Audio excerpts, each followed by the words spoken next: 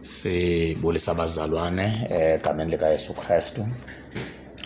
Namhlanje lilanga lokuqala lomthandazo. I have few words just to encourage abazalwane sesemthandazweni. Ngicela sifumane izwi lethu kwincwadi kaPhilippians chapter number 4 verse number 6, which reads as follows. Good News Bible: do not worry about anything, but in all your prayers ask God for what you need, always asking him with a thankful heart.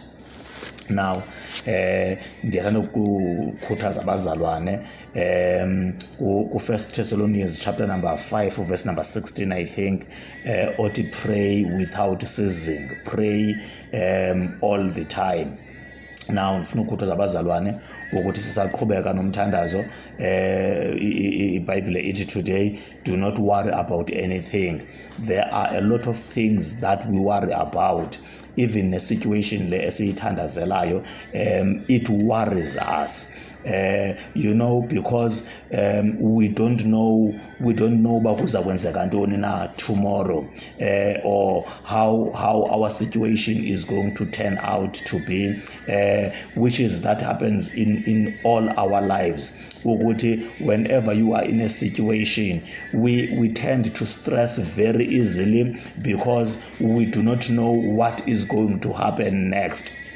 But today ndiyathanda ukutsho ukuthi bazalwane sangena emthandazweni, because once sithandaze umthandazo of desperation, or umthandazo si under pressure, umthandazo si worried, umthandazo, because worrying kinds of shows that we do not believe God that he can help us in the situation. Worrying sometimes makes us say wrong things, and sometimes worrying we try to force God into doing izinto ngendlela esithanda ngakhona. But let me mention this, ukuthi we cannot manipulate God, with an understanding that inkolo yethu most of the time as abantu abamnyama, they believe in things that they can manipulate, and sometimes we try to apply that even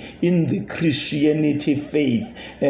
Kanti we need to understand, firstly, don't worry because you trust God, and when you pray you need to understand that God is not going to be changed by your prayer. But once, I normally say that umthandazo awutshintsha uNkulunkulu kodwa utshintsha thina. So if uNkulunkulu uNkulunkulu uzandifaka esihogweni because of izenzo zami, if now andisayi esihogweni, it is not because God has changed his mind, but it will be because I have changed my ways. So prayer changes us, putting us in a level la uNkulunkulu kusho kuchinja, because izinto zikaNkulunkulu, they are interconnected. uNkulunkulu uthi ezwini lakhe kuza kwenzeka lokhu uma ngabana nisenza lokhu, uma ngabana nisenza lokhu nako kuza kwenzeka. Now uma ngabana nisenza lokhu, then your situation becomes like this. All you do is change your ways. So I believe that in these 3 days, if we can in our prayer make sure that we allow God to change us through our prayer. Ngoba siku-fasting nje abantu abaninzi baye bacime noba i-fasting, it is to push God, it is to force God, it is to manipulate God, it is to make God change his mind. We cannot change God's mind, but fasting ibulala amandla enyama phakuthi, ibulala i-appetite yenyama phakuthi.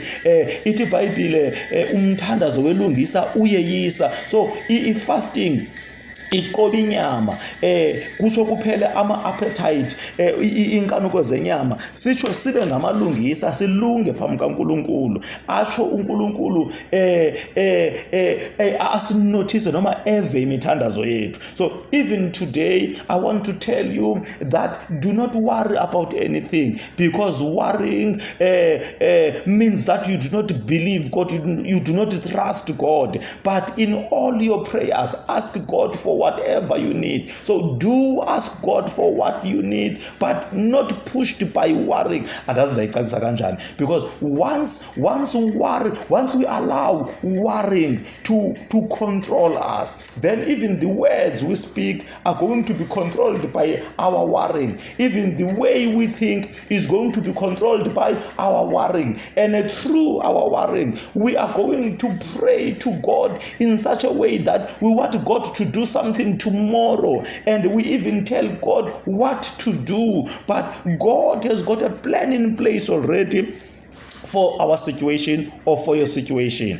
God has got a plan put in place before you were even born.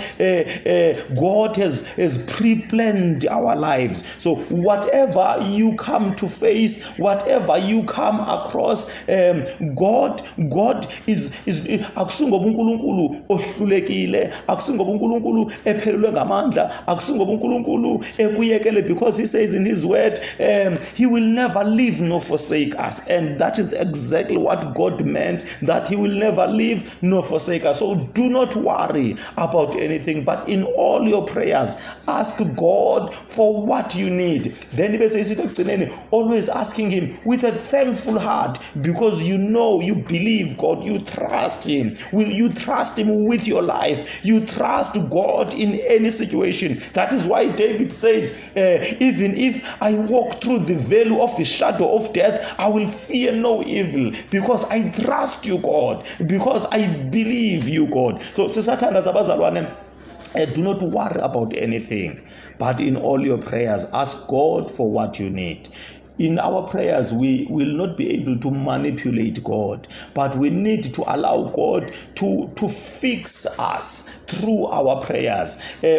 Fasting, we need to be honest in our fasting, understanding that our fasting is going to tame inyama phakuthi. Then we will be able to focus ekuveni uNkulunkulu esilungisa. Once silunge kuThixo, then umthandazo welungisa uyeyisa. Remember, I always say, umthandazo namandla awukho kumazwi athethwa ngumuntu othandazayo, but akwiposition umuntu le athandaza kuyo. So umthandazo positions us.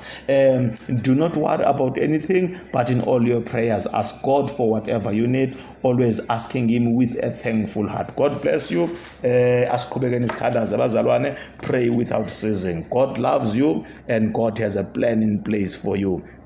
I love you. Bye bye.